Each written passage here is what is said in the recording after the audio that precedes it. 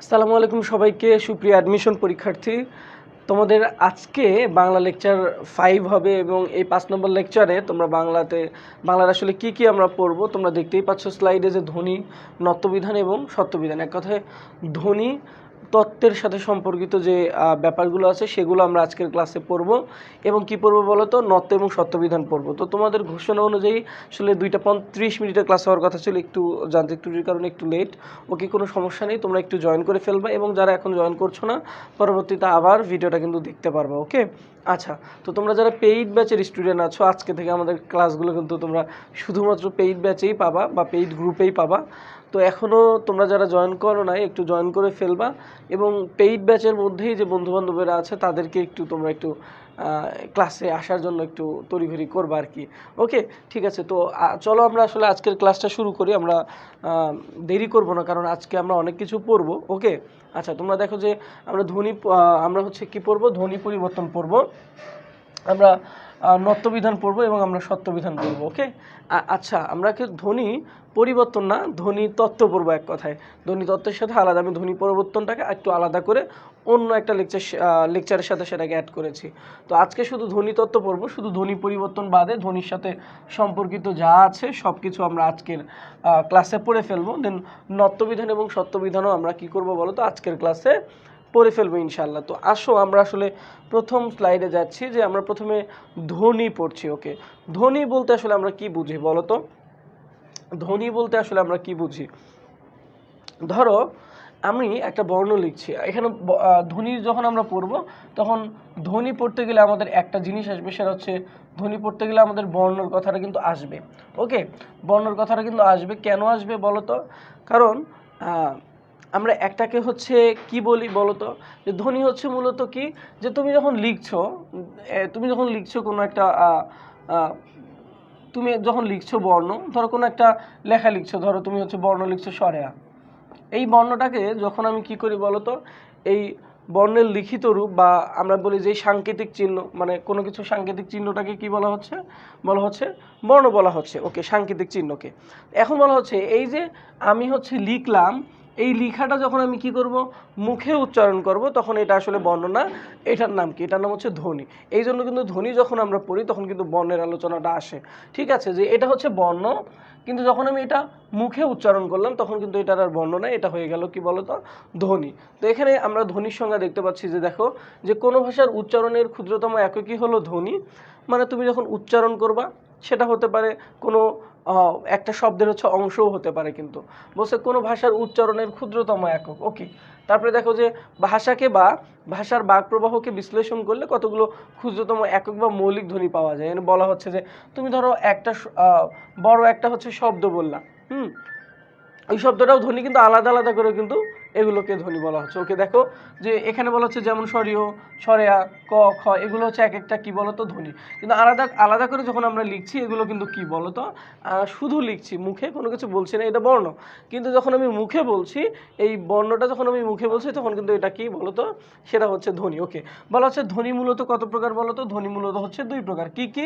একটা হচ্ছে স্বরধ্বনি, একটা হচ্ছে ব্যঞ্জন ধ্বনি। এখন স্বরধ্বনির সাথে সম্পর্কিত যা কিছু আছে সবগুলোই আমরা পড়বো, ব্যঞ্জন ধ্বনির সাথে সম্পর্কিত যা কিছু আছে সবগুলো কিন্তু আজকের ক্লাসে আমরা পড়বো। ওকে, আচ্ছা।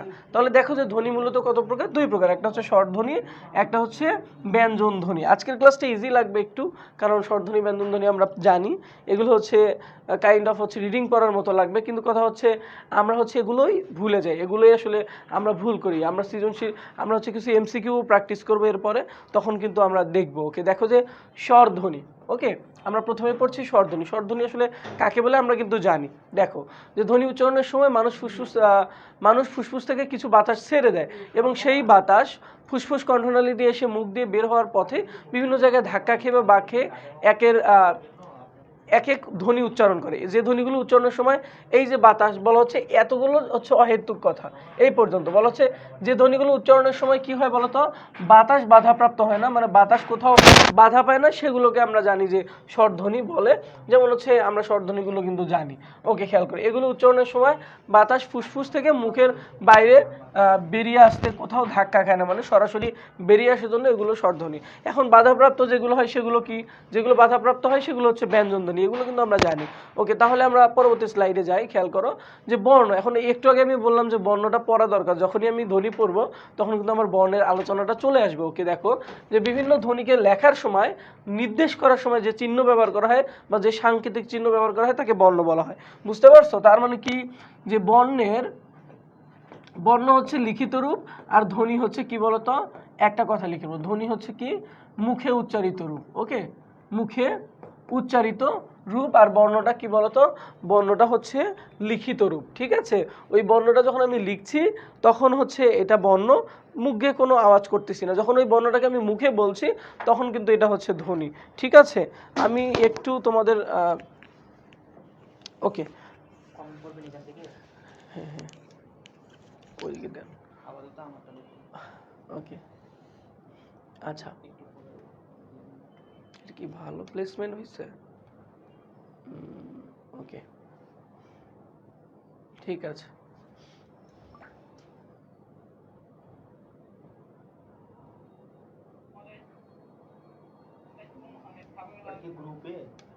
হ্যাঁ হ্যাঁ, প্রাইভেট গ্রুপ, আপনি প্রাইভেট গ্রুপে নাই, পাঠাইছে? ওকে, জয়েন করেন, তারপরে ওকে। দেখো যে হচ্ছে আমরা একটু আগে বললাম যে ধ্বনি যখন আমরা পড়বো তখন কিন্তু বর্ণের আলোচনাটা আমাদের চলে আসবে। তো এই জন্য আমরা বললাম যে বর্ণ হচ্ছে কি বলতো, বর্ণ হচ্ছে এই যে ধ্বনির হচ্ছে লিখিত রূপ। ওকে, ধ্বনির হচ্ছে লিখিত রূপ। এখন বর্ণের উচ্চারিত রূপ কি বলতো, বর্ণের উচ্চারিত রূপ হচ্ছে ধ্বনি, মানে একটা অপরটার আর কি। ওকে, দেখো যে এখন বলা হচ্ছে তাহলে বর্ণ যেহেতু বললাম তাহলে স্বরবর্ণগুলো একটু দেখে আসি, ব্যঞ্জন বর্ণগুলো একটু দেখে আসি। তো বলা হচ্ছে স্বরবর্ণ কোনগুলো, বলা হচ্ছে স্বরধ্বনি নির্দেশ করার জন্য যে সাংকেতিক চিহ্নগুলো ব্যবহার করা হয় সেগুলো স্বরধ্বনি। ওকে, আচ্ছা, তারপরে কি বলতো, আচ্ছা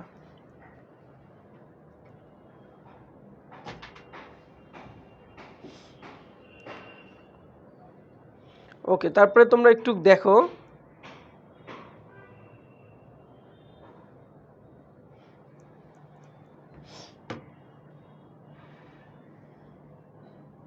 আচ্ছা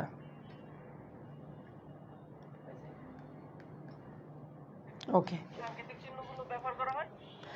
এমডি আহমেদ বলেছে আসসালামু আলাইকুম। ওয়ালাইকুম আসসালাম। আচ্ছা, একটু প্লেসমেন্ট করেন তো, এটা মনে হয় একটু বাঁকা লাগছে। অর্ধেক লাগছে কি? না না না, ঠিক আছে, একটু বাঁকা, ডিজাইনটা বাঁকা একটু। ওকে ওকে, কোনো সমস্যা নেই, ঠিক আছে। ওকে, নুসরাত জাহান বলেছে আসসালামু আলাইকুম। ওয়ালাইকুম আসসালাম ভাইয়া। আচ্ছা, ঠিক আছে, আমরা ক্লাসে যাই এবং আমরা একটু পড়ি। তাহলে স্বরবর্ণ কি বলতো, যে স্বরধ্বনি নির্দেশ করার জন্য ব্যবহৃত বর্ণকে কি বলা হচ্ছে বলতো, বা ব্যবহৃত সাংকেতিক চিহ্নকে আসলে স্বরবর্ণ বলা হচ্ছে। এখন ব্যঞ্জন বর্ণ কোনগুলো এগুলো আমরা জানি।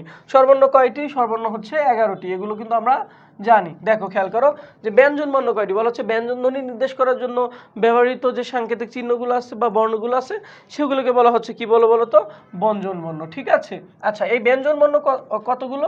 ব্যঞ্জন বর্ণ হচ্ছে 39টা, এগুলো কিন্তু আমরা জানি। ওকে, এখন বলা হচ্ছে হসন্ত বা হলন্ত ধ্বনি। এখন ধ্বনির মধ্যে আমরা আবার আসলাম। ঠিক আছে, ওইদিকে আমরা বর্ণ জেনে নিলাম, এখন ধ্বনির মধ্যে আসলাম। যত প্রকার ধ্বনি আছে যেগুলো আমাদের পরীক্ষায় আসবে সেগুলো নিয়ে আমরা একটু কথা বলবো। খেয়াল করো যে আমরা যখন ব্যঞ্জন ধ্বনি উচ্চারণ করি তখন তার শেষে একটি স্বরধ্বনি অ উচ্চারণ করি, তাই না? বলো তো, আমরা এটা করি না? যখন আমরা, এটা কিন্তু খুবই গুরুত্বপূর্ণ, যখন আমরা একটা ব্যঞ্জন ধ্বনি উচ্চারণ করি তখন কিন্তু শেষে আমাদের অ কিন্তু থাকে, মানে অধিকাংশ ধ্বনির মধ্যে কিন্তু অ থাকে। বলা হচ্ছে তখন তার শেষে একটি স্বরধ্বনি অ উচ্চারণ করি, এই অটা কিন্তু থাকে। ওকে, আচ্ছা গেল। যেমন ককে যখন আমি বলছি তখন ককে উচ্চারণ করি তখন আসলে কি হয় বলতো, কর সাথে কি থাকে, কর সাথে কিন্তু অ একটা উচ্চারণ হয় আমাদের, সেটা বলা হচ্ছে যে উচ্চারণের সুবিধার জন্য আমরা এই কাজ করি। কিন্তু স্বরধ্বনি ছাড়া ক উচ্চারণ করলে সেটা প্রকাশ করার জন্য কয়ের নিচে যে চিহ্ন দেওয়া হয় সেটাই হচ্ছে কি বলতো, সেটাই হচ্ছে হস বা হলন্ত চিহ্ন। এই যে এই চিহ্নটা, মানে এই চিহ্ন মানে কি বলা হচ্ছে যে কয়ের নিচে তোমার হচ্ছে এই হসন্ত বা হস চিহ্ন আছে মানে কি বলতো, হসন্ত চিহ্ন আছে মানে যে ওখানে কোনো স্বর ধ্বনি উচ্চারণ হবে না, বুঝতে পারছো? এই হসন্ত চিহ্ন থাকা মানে ধরো বয়ের নিচে হসন্ত আছে, তার মানে এখানে কি ধ্বনি নাই বলতো, এখানে হচ্ছে স্বর ধ্বনি নাই। এটা মনে রাখবা যে হসন্ত মানেই হচ্ছে কোনো একটা ব্যঞ্জন বর্ণের মধ্যে হসন্ত মানেই হচ্ছে সেখানে কোনো স্বরধ্বনি উচ্চারিত হবে না, ঠিক আছে? সেখানে কোনো স্বরধ্বনি উচ্চারিত হবে না, এইটা পড়ো। ওকে, তারপরে দেখো যে আর যে ধ্বনির পরে এই চিহ্ন থাকে তাকে বলে আসলে হসন্ত বা হলন্ত ধ্বনি। তাহলে তাহলে কি হবে বলো তো, ধরো এরকম একটা হচ্ছে ধ্বনি দেয়া থাকলো, ঠিক আছে, এরকম একটা ধ্বনি দেয়া থাকলো যেটার নিচের মধ্যে হলন্ত চিহ্ন আছে বা হসন্ত চিহ্ন আছে, তাহলে তাকে কি বলে? তাকে আসলে হসন্ত বা হলন্ত ধ্বনি বলে, ঠিক আছে? এই কাকে আসলে হলন্ত বা হসন্ত ধ্বনি বলে এটা সম্পর্কে কিন্তু আমরা জেনে নিলাম। এরপরে আসো, বলা হচ্ছে বাংলা বর্ণমালা। এই বর্ণমালায় আমরা জানি কতগুলো বর্ণ আছে বলো তো? বাংলা বর্ণমালায় মোট বর্ণ আছে আসলে 50টা। কয়টা বলো তো ভাইয়া? 50টা বর্ণ আছে। 11টা হচ্ছে স্বরবর্ণ প্লাস 39টা হচ্ছে ব্যঞ্জন বর্ণ। এই হচ্ছে টোটাল কয়টা বলো তো? এই হচ্ছে টোটাল 50টা বর্ণ আছে বর্ণমালা। এখন বর্ণমালা কয়টি? একটা কিন্তু প্রশ্ন আসে। বর্ণমালা কিন্তু একটাই, সেটা হচ্ছে আমাদের কি মালা? বাংলা বর্ণমালা। ওকে, বর্ণমালা একটা, ঠিক আছে, সেটা হচ্ছে বাংলা বর্ণমালা। এখন এই বাংলা বর্ণমালায় বর্ণ আছে টোটাল হচ্ছে 50টা। 11টা হচ্ছে স্বরবর্ণ, 39টা হচ্ছে ব্যঞ্জন বর্ণ। এগুলো খুব ইজি। ওকে, নিচে বর্ণমালা অন্যান্য তথ্য আকারে দেওয়া হলো। দেখো যে বাংলা বর্ণমালার মাত্রা ছক, মানে কোন বর্ণগুলোতে আসলে মাত্রা দেওয়া আছে, কোনগুলোতে আসলে অর্ধমাত্রা, কোনগুলোতে মাত্রা নেই। এটা কিন্তু পরীক্ষায় কিন্তু খুব আসে এবং অ্যাডমিশন পরীক্ষায় সবচেয়ে বেশি আসে এই প্রশ্নটা, ঠিক আছে? ঘুরিয়ে ঘুরিয়ে আসে, যেগুলো আমরা আসলে পারি না। আমি একটু বলে দিচ্ছি, তোমরা একটু দেখলে ইনশাল্লাহ পারবা। ওকে, আচ্ছা, খেয়াল করো যে বর্ণমালায় বলা হচ্ছে যে পূর্ণ বা মোট বর্ণ আসলে 50টা আছে, এটা আমরা জানি। যে পূর্ণ মাত্রা মানে মাত্রা আছে, একদম পূর্ণ মাত্রা, সেটা হচ্ছে 32টা, ঠিক আছে? 32টা বর্ণের মধ্যে পূর্ণ মাত্রা আছে। আর 8টার মধ্যে কোনো মাত্রা নাই, মানে 8টার মধ্যে কি নাই বলো তো? কোনোই মাত্রা নেই। 8টার মধ্যে কি নাই? কোনো মাত্রা নাই, ঠিক আছে? 8টার মধ্যে, হ্যাঁ সরি, 10টার মধ্যে কোনো মাত্রা নাই, কিন্তু 8টার মধ্যে কি বলো তো? অর্ধমাত্রা আছে। অর্ধ মানে কি? অর্ধেক, ঠিক আছে? অর্ধ মানে কি? অর্ধেক মাত্রা। যেমন আমরা বলতে পারি গ এর মধ্যে কিন্তু অর্ধমাত্রা আছে, ঠিক আছে? তো এই অর্ধমাত্রার বর্ণ হচ্ছে কয়টা বলো তো? অর্ধমাত্রার বর্ণ হচ্ছে টোটাল 8টা। এর মধ্যে হচ্ছে ব্যঞ্জন বর্ণের 7টা আর স্বরবর্ণের হচ্ছে একটা। স্বরবর্ণের একটা কোনটা? ওই যে রি, ঠিক আছে? রির মধ্যেও কিন্তু কি বলতো? অর্ধমাত্রা। স্বরবর্ণের একটা বর্ণ আছে যেটার মধ্যে অর্ধেক মাত্রা বা অর্ধমাত্রা, এবং ব্যঞ্জন বর্ণের 7টা আছে অর্ধমাত্রা। এই হচ্ছে টোটাল অর্ধমাত্রা বর্ণ হচ্ছে কয়টা? অর্ধমাত্রা বর্ণ হচ্ছে 8টা। এখন বলা হচ্ছে মাত্রাহীন, মাত্রা নাই এমন বর্ণ মানে বর্ণমালায় কয়টা? বলা হচ্ছে উত্তর 10টা। কি কি 10টা? যে মাত্রাহীন বর্ণ হচ্ছে কয়টা? মাত্রাহীন বর্ণ হচ্ছে 10টা টোটাল। এর মধ্যে স্বরবর্ণের হচ্ছে 4টা, একটা হচ্ছে এ, ওই, ও। এগুলোর মধ্যে কিন্তু কোনো কি নাই বলতো? এগুলোর মধ্যে কিন্তু কোনোই মাত্রা কিন্তু নেই। এবং বাকি 6টা হচ্ছে কি বলতো? বাকি 6টা হচ্ছে ব্যঞ্জন বর্ণের। এই হচ্ছে টোটাল মাত্রাহীন বর্ণ হচ্ছে 10টা। এগুলো মনে রাখবে। এখন বলা হচ্ছে পূর্ণমাত্রার বর্ণ কতটা? টোটাল হচ্ছে 32টা, মানে মাত্রা আছে পূর্ণ মাত্রা। এরকম বর্ণ হচ্ছে কি বলতো? 35টা, সরি 32টা, ঠিক আছে?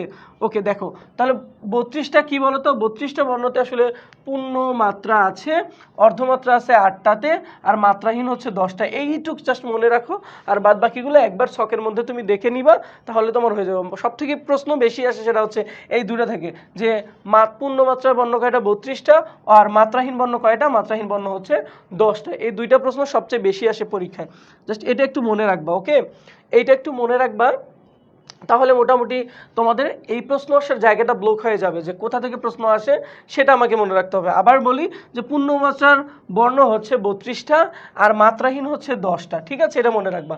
এখন আর অর্ধমাত্রা হচ্ছে 8টা। আর কোনটা স্বরবর্ণতে কয়টা, ব্যঞ্জন বর্ণে কয়টা, এগুলো আসলে খুব বেশি আসে না। তো এই লেকচার শিটটা তোমরা পেয়ে যাবা, সেখান থেকে একটু পড়ে নিবে। এখন আসো যে এই যে স্বরধ্বনি বলা হচ্ছে, আমরা একটু স্বরধ্বনি, আমরা পাশাপাশি আমরা স্বরধ্বনিও কিন্তু আমরা আলোচনা করছি। ওকে, দেখো যে ওই এবং ও, এই দুইটা হচ্ছে এই দুইটা স্বরধ্বনিকে কি বলা হচ্ছে? দ্বিস্বর বা যুগ্ম স্বরধ্বনি বলে। কেন কেন আসলে দ্বিস্বর বা যুগ্ম স্বরধ্বনি বলে? কারণ কি, যে এই দুইটার মধ্যে কিন্তু দুইটা করে মানে একটার মধ্যে দুইটা করে কি আছে বলতো? বর্ণ আছে। যেমন এই ওই এর মধ্যে অ এবং রস্বই আছে ওই, এবং ও এর মধ্যে আসলে কি আছে স্বরীয় এবং রস্বও আছে।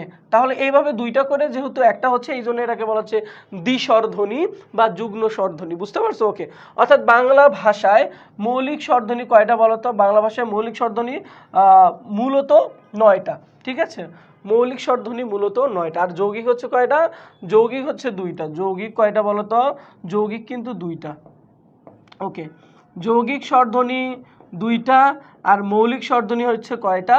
মৌলিক স্বরধ্বনি হচ্ছে 9টা। তাহলে এই 2টা বাদে বাদ বাকিগুলো হচ্ছে কি? বাদ বাকিগুলো হচ্ছে মৌলিক আর হচ্ছে যৌগিক, হচ্ছে এই 2টা, ঠিক আছে? তাহলে স্বর বর্ণর সাথে স্বরধ্বনি আমরা কিন্তু আলোচনা করে নিলাম। ওকে, পূর্ণমাত্রা, হ্যাঁ নুসরাত, পূর্ণমাত্রা 32, অর্ধমাত্রা 8 এবং মাত্রাহীন হচ্ছে 10। এই কয়েকটা প্রশ্ন তোমার জানা থাকলেই তুমি পরীক্ষায় পারবা। আর লেকচার শিট তো তোমরা পেয়েই যাবো। কি বর্ণের সংক্ষিপ্ত রূপ, আসলে এখন আমরা একটু বর্ণের সংক্ষিপ্ত রূপ দেখে নেই। দেখো যে কার ও ফলা, প্রতিটি স্বরবর্ণ ও কিছু কিছু ব্যঞ্জনবর্ণ দুটো রূপে ব্যবহৃত হয় বলা হচ্ছে। মানে এত কিছু না, যা স্বরবর্ণের সংক্ষিপ্ত রূপকে আমরা কার বলি। কি বলি বলো তো? স্বরবর্ণের সংক্ষিপ্ত রূপকে বলা হয় হচ্ছে কার, এবং এই কার চিহ্ন হচ্ছে কয়টা বলো তো? কার চিহ্ন হচ্ছে 10টি। কার চিহ্ন হচ্ছে 10টি, শুধু অতে কোনো কার নাই, শরীয়তে কোনো কার নেই, বাকি কিন্তু বাদ বাকি সবগুলোতে কার আছে। এখন আসো যে ফলা কয়টি? ব্যঞ্জন বর্ণের সংক্ষিপ্ত রূপকে আসলে কি বলে বলো তো? ব্যঞ্জন বর্ণের সংক্ষিপ্ত রূপকে ফলা বলে। ব্যঞ্জন বর্ণের সংক্ষিপ্ত রূপকে ফলা বলে, এবং ফলা হচ্ছে 6টা। ওকে, ফলা হচ্ছে 6টা, বফালা, জফালা, মফালা।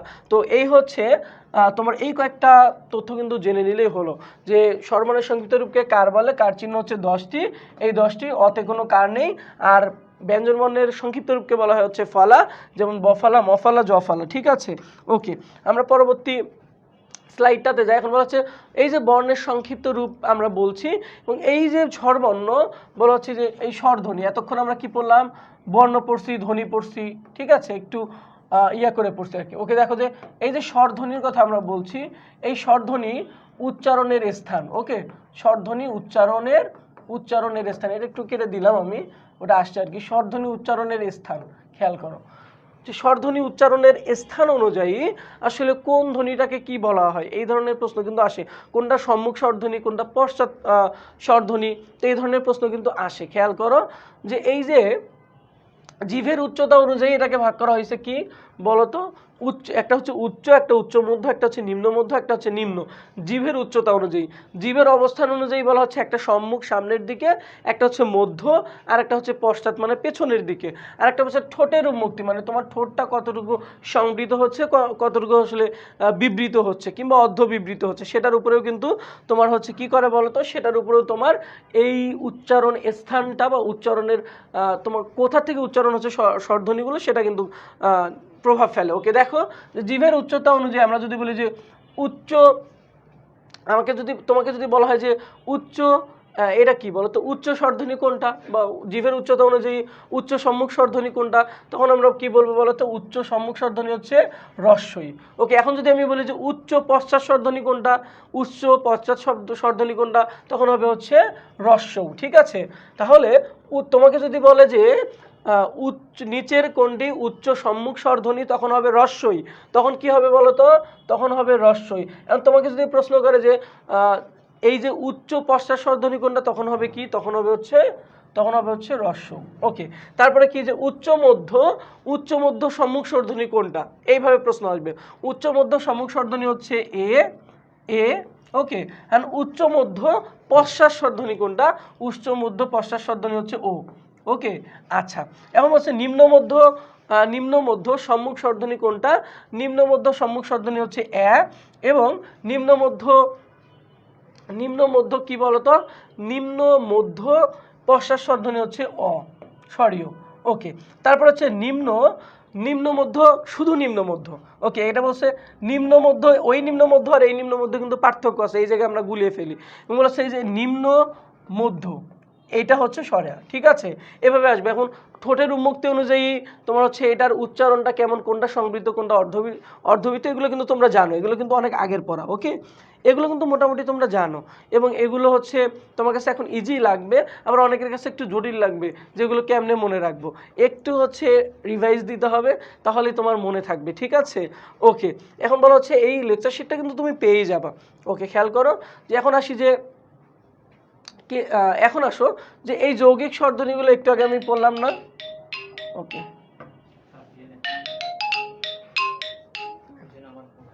ওকে ওকে দেখেন আপনি, ওকে এখন যৌগিক স্বরধ্বনি কোনগুলো, তারপরে হচ্ছে আমরা সেগুলো একটু জেনে নিব। ওকে দেখো, যে পাশাপাশি দুইটি স্বরধ্বনি থাকলে তারা উচ্চারণের সময় সাধারণত একটি স্বরধ্বনি রূপে উচ্চারিত হয়ে থাকে। বলা হচ্ছে যে পাশাপাশি দুটি স্বরধ্বনি একটি স্বরধ্বনি রূপে উচ্চারিত হলে মিলিত স্বরধ্বনিটাকে বলা হয় যৌগিক স্বর, সন্ধিস্বর, সান্ধ্যক্ষর বা দ্বিস্বর। একটু আগে আমি বলছি না যৌগিক স্বরধ্বনি কোনগুলো, বলো তো যৌগিক স্বরধ্বনি কোনগুলো, একটু আগে বলছিলাম। যৌগিক স্বরধ্বনি হচ্ছে ওই এবং ও, এই দুইটা হচ্ছে যৌগিক স্বরধ্বনি। ওকে, আর এবং মৌলিক হচ্ছে কয়টা? মৌলিক হচ্ছে বাকি 9টা, বাকি 9টা হচ্ছে মৌলিক। এখন আসো বাংলা ভাষায় যৌগিক স্বর মোট, এখন বলা হচ্ছে যৌগিক, এখানে স্বরধ্বনি ছিল, এখন তোমাকে বলছে যৌগিক স্বর, যৌগিক স্বর কয়টা? বাংলা ভাষায় যৌগিক স্বর মোট হচ্ছে কয়টা? 25টা, ঠিক আছে? যৌগিক স্বর 25টা, এটা ব্যঞ্জনবর্ণ এবং স্বরবর্ণের মিক্সড করা। বলা হচ্ছে তবে যৌগিক স্বরবর্ণ হচ্ছে মাত্র 2টা, যেটা হচ্ছে একটু আগে আমরা উপরে পড়লাম, ঠিক আছে? এগুলো কনফিউশন সৃষ্টি করবে তোমার মধ্যে, যে যৌগিক স্বর হচ্ছে মোট কয়টা? যৌগিক স্বর হচ্ছে মোট যেগুলোতে হচ্ছে যে ব্যঞ্জন বর্ণগুলো উচ্চারণ করতেও তোমার কি আসবে? অ হলেও আসবে, মানে স্বরধ্বনি আসবেই, সেরকম সেটাকে বলা হচ্ছে যৌগিক স্বর। যেগুলোতে কয়টা বলো তো? সেটা হচ্ছে 25টা, ঠিক আছে? কিন্তু যৌগিক স্বরবর্ণ, একটু আগে বললাম যৌগিক স্বরবর্ণ হচ্ছে 2টা, যেটাকে বলা হচ্ছে ওই এবং ও। ওকে, আচ্ছা, যৌগিক স্বরধ্বনিগুলোর নিজস্ব প্রতীক বা বর্ণ নেই। যৌগিক স্বরধ্বনিগুলোর নিজস্ব প্রতীক বা বর্ণ নেই, মানে ওগুলো মিক্স হয়েছে।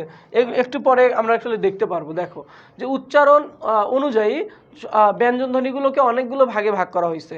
এখন এগুলো আসলে কি কি ভাগে? যেমন স্পর্শধ্বনি, তারপরে হচ্ছে বর্গীয় ধ্বনি, তারপরে হচ্ছে তোমার অল্পপ্রাণ, মহাপ্রাণ, ঘোষ, অঘোষ, এগুলো কি আলাদা আলাদা কিন্তু ভাগে ভাগ করছে। তো সেগুলো কিন্তু আমরা এখন দেখে ফেলবো। ওকে, দেখো যে স্পর্শ ব্যঞ্জন ক থেকে ম পর্যন্ত প্রথম 25টি ব্যঞ্জন ধ্বনি উচ্চারিত হওয়ার সময় ফুসফুস থেকে বের হওয়া বাতাস মুখ গহ্বরের কোথাও না কোনো জায়গায় স্পর্শ করে যায়। এই জন্য 25টা বর্ণকে বলা কি বর্ণ বলা হচ্ছে? যে স্পর্শ বর্ণ বা স্পৃষ্ট ধ্বনি। ওকে, একে স্পর্শ বর্ণ বলা হয় অথবা স্পৃষ্ট ধ্বনি বলা হয়।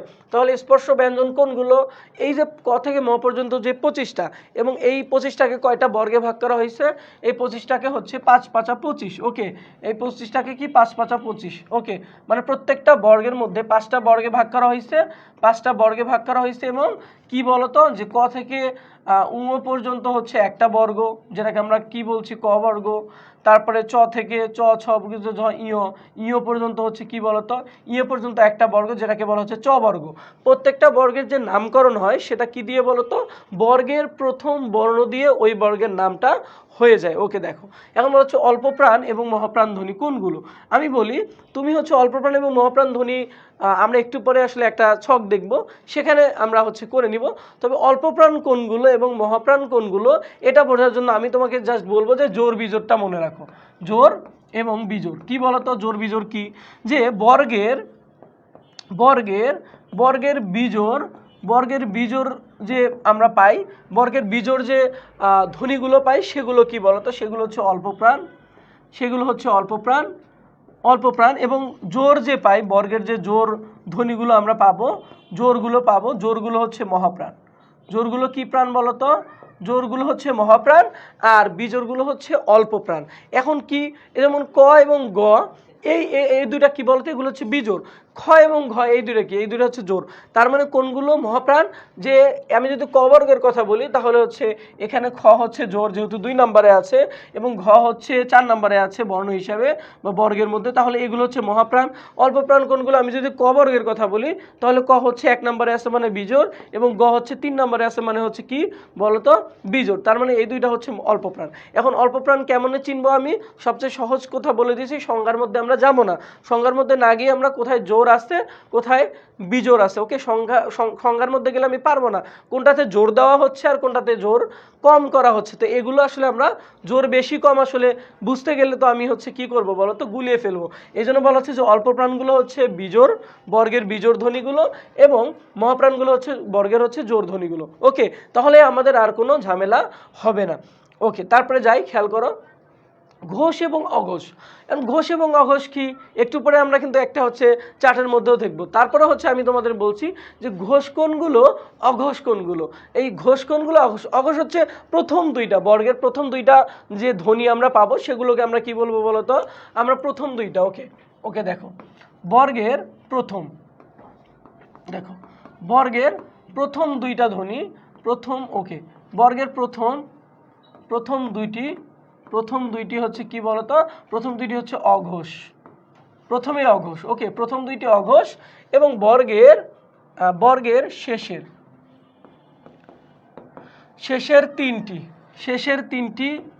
তিনটি ধ্বনি কি বলতো, শেষের তিনটি ধ্বনি হচ্ছে ঘোষ। এখন আর কি মনে হারিয়ে যাওয়ার কোনো অপশন আছে? ওকে, বর্গের প্রথম দুইটি, খেয়াল করো, বর্গের প্রথম দুইটি হচ্ছে অঘোষ, বর্গের শেষের তিনটি হচ্ছে কি ঘোষ। মনে রাখতে পারবা, বর্গের প্রথম দুইটি হচ্ছে অঘোষ আর বর্গের শেষের তিনটি হচ্ছে ঘোষ। মনে রাখতে পারবা ইনশাল্লাহ। এখন দেখো যে এখানে লিখে আছে, আমি লিখে দিয়েছি, লেকচার শিটটা পাবা, এখানে লিখে দিয়েছি। ওকে, এখানে লিখে দিয়েছি বিস্তারিত, খেয়াল করো। এখন আমরা বাকি ধ্বনিগুলোতে যাই, যে উম্মধ্বনি বা শীষ ধ্বনি আসলে কাকে বলে। দেখো তো উম্মধ্বনি বা শীষ ধ্বনি আসলে কোন ধ্বনিগুলো, উম্মধ্বনি বা শীষ ধ্বনি। উম্মধ্বনি বা শীষ ধ্বনি, শীষ বলতে স আছে, এমন যতগুলো স আছে তার তিনটা স আমরা জানি। এখানে তিনটা স আছে না, দন্ত স, মূর্ধন্য স এবং তালবস্য, তারপরে হ, এই চারটা মিলিয়ে হচ্ছে কি হচ্ছে উম্মধ্বনি বা শীষ ধ্বনি। তবে এই চারটি ধ্বনির শেষে যতক্ষণ ইচ্ছা শ্বাস ধরে রাখা যায়, এই জন্য এটাকে বলছে শীষ দেওয়ার মতো করে উচ্চারণ করা যায়, এই জন্য এগুলোকে শীষ ধ্বনি। তবে বলা হচ্ছে এই জন্য চারটি ধ্বনিকে বলা হয় উম্মধ্বনি বা শীষ ধ্বনি। এগুলোর মধ্যে এই যে 300 আছে, 300 হচ্ছে অঘোষ অল্প প্রাণ, হ কিন্তু কি, হ হচ্ছে ঘোষ মহাপ্রাণ। এই হ যে ঘোষ মহাপ্রাণ, ওকে, হ কি বলতো, ঘোষ মহাপ্রাণ। এটা কিন্তু পরীক্ষায় অনেক আসে, সেটা মনে রাখবা। ওকে, হ হচ্ছে ঘোষ মহাপ্রাণ, বাকি তিনটা কি অঘোষ অল্প প্রাণ। তিনটা স হচ্ছে অঘোষ অল্প প্রাণ, হ হচ্ছে ঘোষ মহাপ্রাণ। এই হটা কিন্তু পরীক্ষায় আসে, এই জন্য এখানে আলাদা করে আমি লিখে দিলাম যে হ হচ্ছে ঘোষ মহাপ্রাণ। এটা কিন্তু পরীক্ষায় আসে। হ কি বলতো, হ হচ্ছে ঘোষ মহাপ্রাণ। এবং এই হ কিংবা এই 300 কেন আমি এখানে ঘোষ লিখে দিলাম বলতো, বা কেন আসলে এখানেই লেখার প্রয়োজন হলো, কেন হলো জানো? কারণ যে আমরা ওই বর্গে দেখো যে ক থেকে ম পর্যন্ত কিন্তু আমরা এই বর্গ 5টা বর্গকেই শুধু পড়ি, এর পরের বর্ণগুলোকে কিন্তু আমরা জানি না, পড়ি না। কিন্তু পরীক্ষায় আসছে যে হ হচ্ছে ঘোষ নাকি অঘোষ, মহাপ্রাণ নাকি অল্প প্রাণ, তখন তুমি না তো এগুলো তো বর্গের মধ্যেই পড়ে না, তাহলে এগুলো ঘোষ অঘোষ কেমনে হলো? কিন্তু এগুলোকে আলাদা করে আমরা পড়ে নিব, ঠিক আছে? এবং আলাদা করে বলছি যে তিনটা স হচ্ছে অঘোষ অল্প প্রাণ আর হ হচ্ছে কি ঘোষ মহাপ্রাণ। আশা করি যে তোমরা মনে রাখতে পারবা পরীক্ষায়। ওকে, তারপরে খেয়াল করো যে বিসর্গ বলা হচ্ছে অঘোষ হয়ের উচ্চারণে প্রাপ্ত ধ্বনি হলো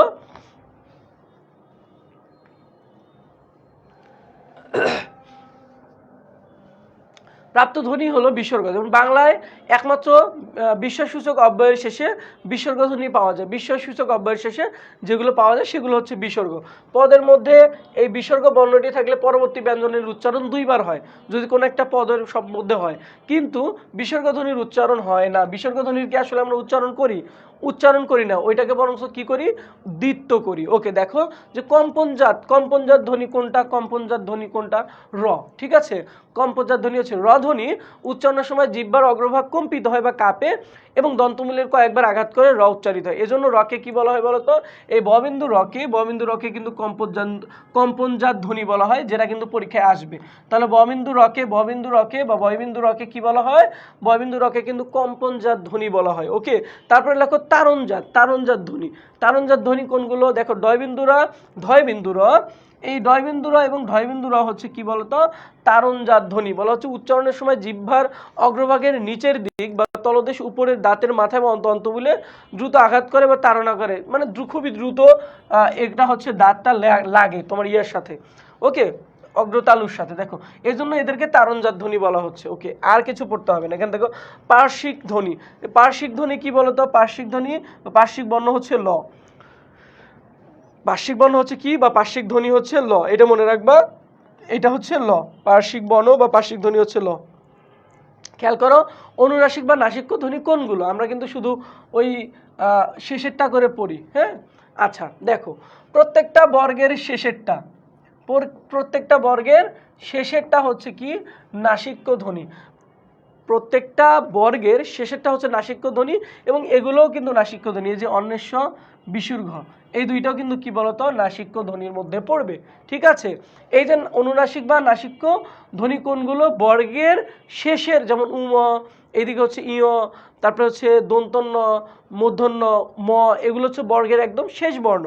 বর্গের শেষ বর্ণ হচ্ছে নাসিক্য ধ্বনি এবং এটার সাথে কি হবে বিসর্গ এবং চন্দ্রবিন্দু হচ্ছে কি বলতো নাসিক্য ধ্বনি। ওকে, একটু খেয়াল করো যে এখন পরাশ্রয়ী বর্ণ কোনগুলো, যেগুলো আসলে আলাদা করে কোথাও বসে না, যেগুলো কোথাও না কোথাও অন্যের সাথে বসে, বলা হচ্ছে এগুলো স্বাধীন রূপে বসে না, যেমন অনুস্বর, বিসর্গ আর হচ্ছে চন্দ্রবিন্দু। অনুস্বর, বিসর্গ এবং চন্দ্রবিন্দু, অনুস্বর, বিসর্গ এবং চন্দ্রবিন্দু, এই তিনটা বর্ণ আসলে কি হয় বলতো কখনো স্বাধীন ধ্বনি হিসেবে ব্যবহৃত হতে পারে না, এই জন্য এগুলোকে বলা হচ্ছে পরস্থায়ী বর্ণ।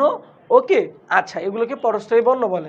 ওকে, তারপরে খেয়াল করো এখানে একটু দেখতেই পাচ্ছ তোমরা যে নিচে স্পর্শ ধ্বনির অন্যান্য কিছু গুরুত্বপূর্ণ ধ্বনি একটি পূর্ণাঙ্গ ছক আকারে দেওয়া হলো। দেখো আমরা এখানে আমরা জানি যে কোনটা আসলে আমরা এখানে বলতে পারবো যে উচ্চারণের স্থান অনুযায়ী কোনটা অল্প প্রাণ, কোনটা মহাপ্রাণ, কোনটা নাসিক্য, কোনটা উম্ম, কোনটা পার্শ্বিক, কোনটা হচ্ছে কম্পিত। এতক্ষণ আমি যা বললাম, ঠিক আছে, এতক্ষণ আমি যা বললাম সবগুলো কিন্তু এখানে টেবিল আকারে দেওয়া আছে। ওকে, এখন বলা হচ্ছে যে এই উচ্চারণের স্থান অনুযায়ী যে বর্ণগুলো আমরা পড়লাম সেগুলোর আসলে নাম কি কি, এগুলো কোনটা কণ্ঠনালী থেকে উচ্চারিত হচ্ছে, কোনটা তালু থেকে, কোনটা মৃধা থেকে, কোনটা দন্তমূল থেকে, এই ধরনের প্রশ্ন কিন্তু আমাদের পরীক্ষায় আসে। বলা হচ্ছে ক থেকে ঘ পর্যন্ত এগুলোকে বলা হচ্ছে কি কণ্ঠধ্বনি। ওকে, তারপরে বলা হচ্ছে তালু হচ্ছে কি তালবধ্বনি, এগুলোর উচ্চারণের স্থান হচ্ছে এটা হচ্ছে তালু। যেমন চ থেকে চ, ছ, বর্গীয় ঝ এবং হচ্ছে তালবস্য, এই তালবস্য এই চ থেকে শুরু করে ঝ পর্যন্ত এগুলো হচ্ছে তালবধ্বনি। এখন মাঝে মাঝে কি আসবে, এই শটা আসবে যে এটা কোন ধরনের ধ্বনি, এটা হচ্ছে তালবধ্বনি বা উচ্চারণের স্থান অনুযায়ী এটার নাম কি, এটা হচ্ছে কি বলতো তালবধ্বনি।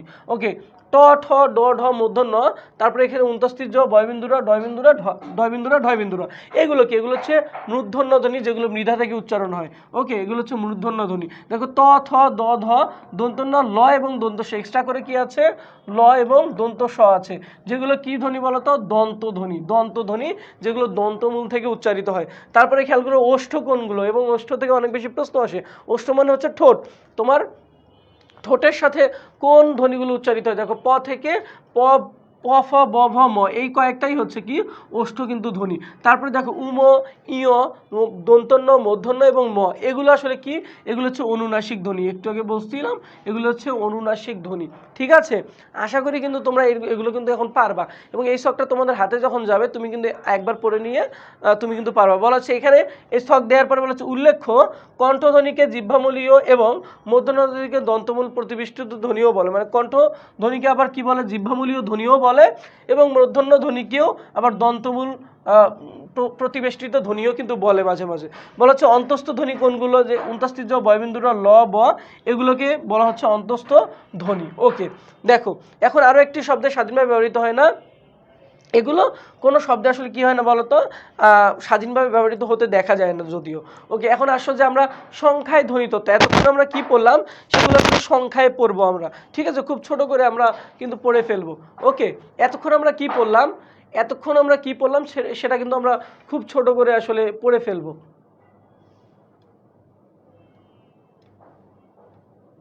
ওকে, দেখো তোমরা কে কে ক্লাসে আছো একটু বলো তো, কে কে ক্লাসে আছো একটু বলো।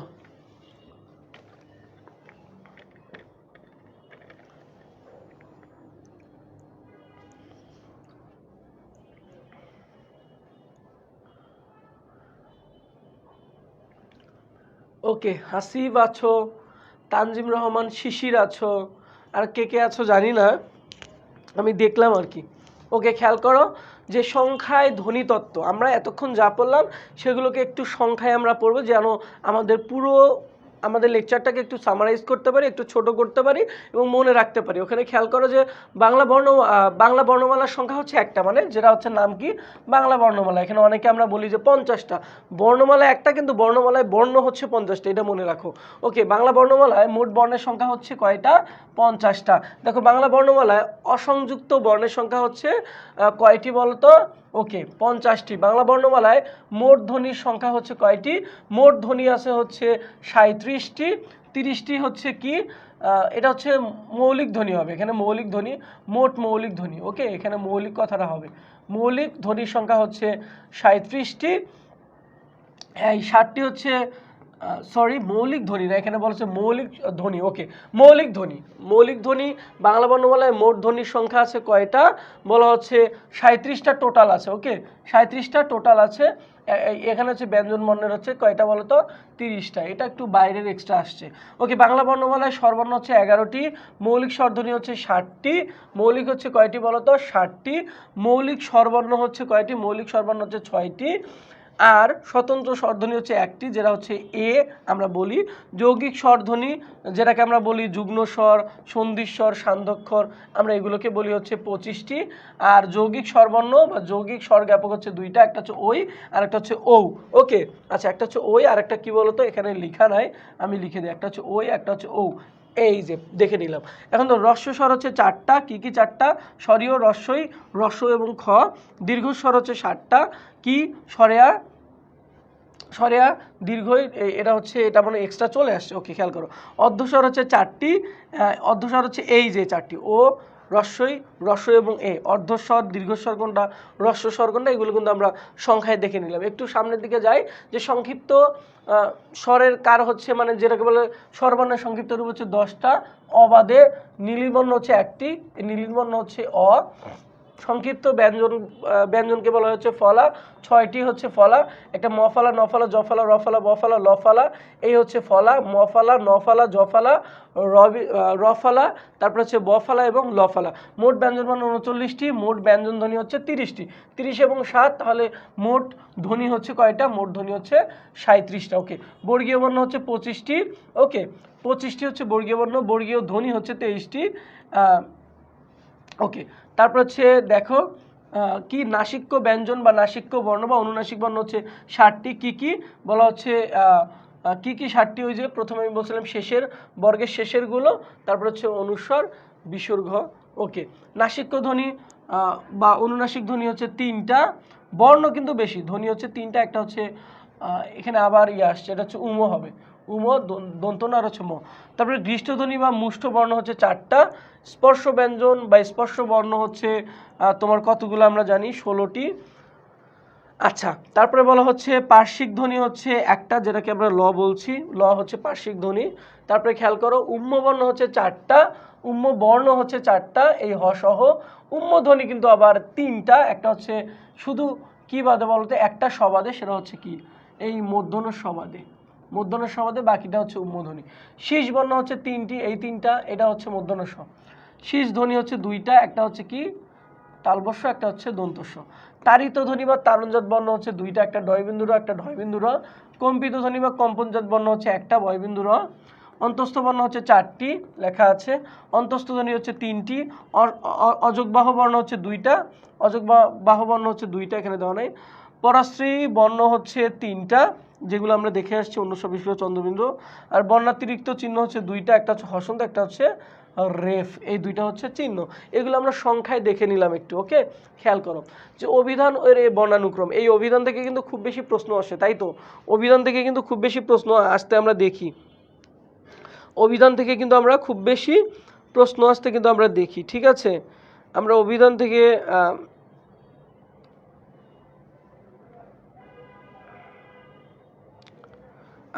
থেকে কিন্তু খুব বেশি প্রশ্ন আসতে দেখি।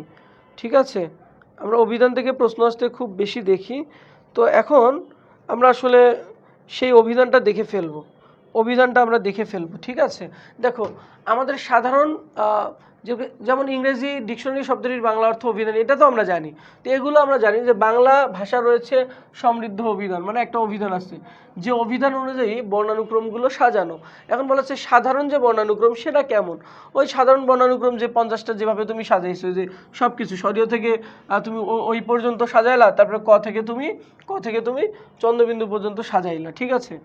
ওকে, এগুলো হচ্ছে তোমার কি, এগুলো হচ্ছে তোমার সাধারণ বর্ণানুক্রম। কিন্তু অভিধান তোমাকে বলছে যে অভিধানে যে ব্যবহৃত যে বর্ণানুক্রম বাংলা ডিকশনারিতে সেটা কিন্তু আলাদা। আমরা যেভাবে বলছি যে প্রথমে স্বরবর্ণ তারপরে ব্যঞ্জনবর্ণ, কিন্তু ওখানে ঠিক আছে প্রথমে স্বরবর্ণ ব্যঞ্জনবর্ণ, কিন্তু জায়গার পার্থক্য আছে। তো সেই অভিধানের ব্যবহৃত যে বর্ণানুক্রম সেটা কিন্তু আমরা একটু দেখে নিব। দেখো সবগুলো ঠিক আছে এখানে, ঠিক আছে। স্বরীয় স্বরে রস্বই, দেখো দীর্ঘই রস্ব দীর্ঘ রি, এ ওই ও, এটা ঠিক আছে। তারপরে কি, প্রথমে স্বরবর্ণ, তারপরে দেখো পরে পরাশ্রয়ী যে বর্ণ আছে তিনটা, সেই তিনটা কিন্তু চলে আসছে, ঠিক আছে। এরপরেই যে পরাশ্রয়ী যে তিনটা বর্ণ আছে তারা কিন্তু চলে আসছে। তারপরে কি কারা আসছে, দেখো ক আসছে, ক এর পরে কিন্তু আবার কি চলে আসছে, যুক্তক্ষ চলে আসছে, মানে এটাকে আমরা ক্ষীয় বলি, ঠিক আছে।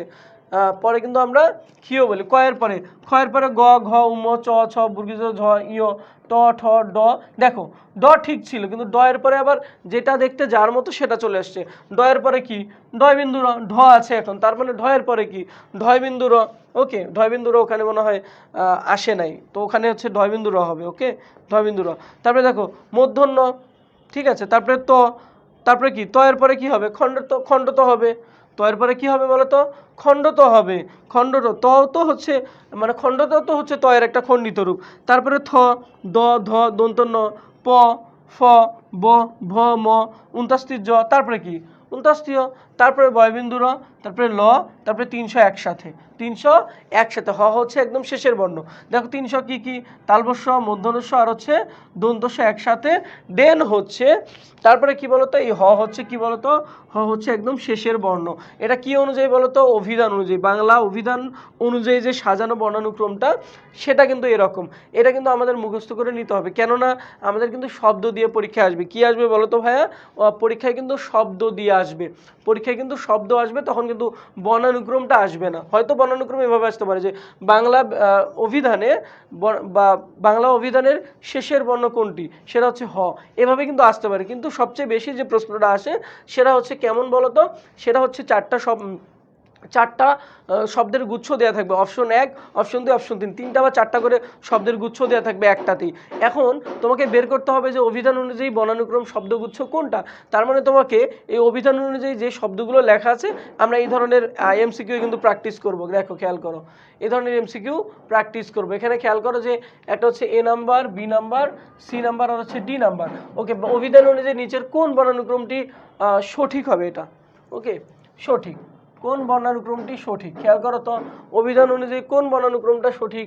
পাওয়া, গাং, গা, গাঙ্গ, গাং, পাওয়া, গা, তারপরে গাঙ্গ, মানে এখানে বলা হচ্ছে যে কোনটা সঠিক হবে, কেন এবং কোনটা সঠিক হবে। তোমরা আসলে ক্লাসে কে কে আসছো জানি না, কিন্তু অভিধানটা কিন্তু খুবই গুরুত্বপূর্ণ এবং পরীক্ষায় কিন্তু খুব আসে। ওকে, আচ্ছা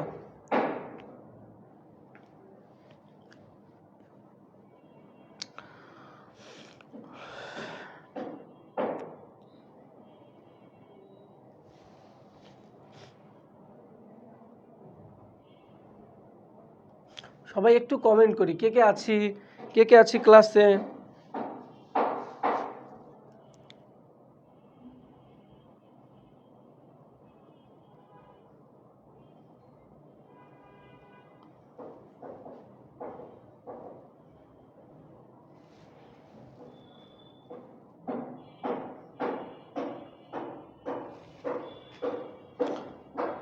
ওকে,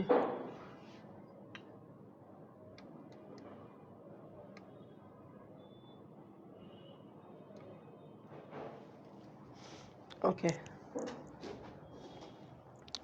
আচ্ছা তোমরা একটু আসলে কে আচ্ছা দেখো, তোমরা হচ্ছে কি করবো, আমরা অভিধান অনুযায়ী আমরা বর্ণানুক্রমটা একটু দেখে ফেলবো। আমরা একটু আগে দেখলাম যে অভিধানে আসলে কিভাবে সাজানো আছে, অভিধানে আসলে কিভাবে সাজানো আছে। একটু যদি খেয়াল করি,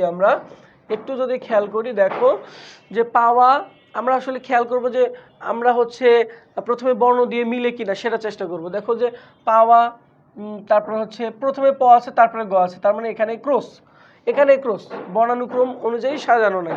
এখন এটা দেখি যে হচ্ছে বি নাম্বারটা দেখি গাং পাওয়া, এখানে আছে গা, তার মানে অনুস্বর, অনুস্বর কি আছে বলো তো?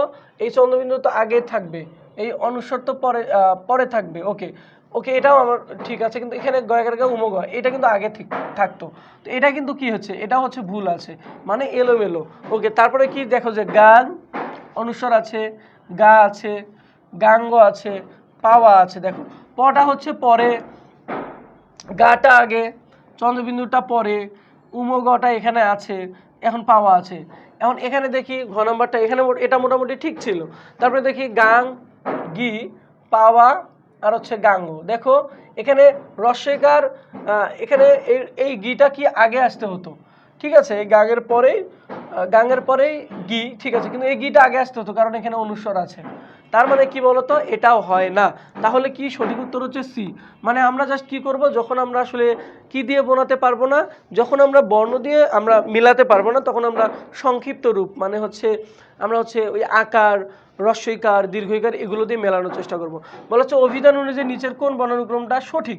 বলতো এখানে দেখো কি কোনটা আসলে রাইট অ্যান্সার হবে। দেখো খুঁটা, ফুটনি, মুঘু, মুজুর, তারপরে মুঘু, খুঁটা, খুটনি, তারপরে হচ্ছে ঘুঙ্গুর, ঘুঘু, মুঙ্গুর, খুঁটা, ঘুটনি, মানে এগুলো আমরা একটু দেখে নিব আগে, মানে যেটাই আসুক আমাদের মাথা তো ঘোরানোর জন্য আসলে বাংলা অভিধান থেকে প্রশ্ন আসবে, কিন্তু আমরা যেন পারি সেটা কিন্তু আমাদের নিশ্চিত করতে হবে। ওকে, খেয়াল করো যে এখানে সঠিক অ্যান্সার আসলে কি হবে।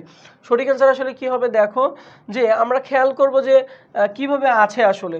দেখো এখানে চন্দ্রবিন্দু আছে প্রথমে, এখন চন্দ্রবিন্দু আছে একটাতে, তারপরে এখানে রুস্যকার আছে, এখানে রুস্যকার, প্রথমে রুস্যকার আছে, ঠিক আছে, প্রথমে রুস্যকার আছে, কোনো সমস্যা ছিল না।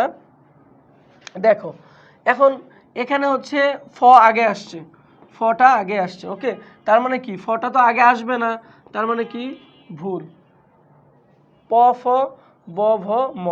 ওকে, না ফ ঠিক ছিল, কি এখানে ঠিক নাই, এখানে ঠিক নাই হচ্ছে চন্দ্রবিন্দু আছে, এখানে দেখো, এখানে কি আছে, এখানেও হচ্ছে বর্ণানুক্রমটা ঠিক নাই। এখানে কি দেখো ঘুঘু, তারপরে হচ্ছে মুঙ্গুর, খুঁটা, এই যে আগে হচ্ছে ম চলে আসছে, এটাও ভুল। এখন দেখো এই যে খ দিয়ে সবগুলো আছে, এই যে খ, খ, ঘ আর হচ্ছে ম, ঘয়ের পরে তো আমরা জানি যে ম থাকে, এটা একদম সাজানো, এবং এখন বাকিগুলো কি আছে বলো তো, বাকিগুলো এমনিতেই সাজানো, ঠিক আছে, তার মানে ঘ নম্বর হচ্ছে অ্যান্সার।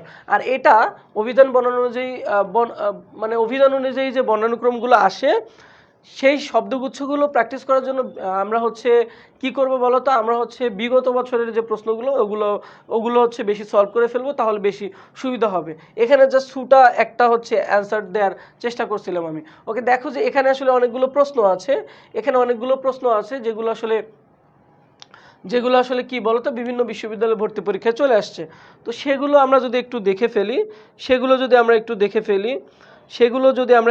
ফেলি, তাহলে কিন্তু আমরা দেখবো আর কি। ওকে, আচ্ছা, তোমরা কে কে ক্লাসে আছো?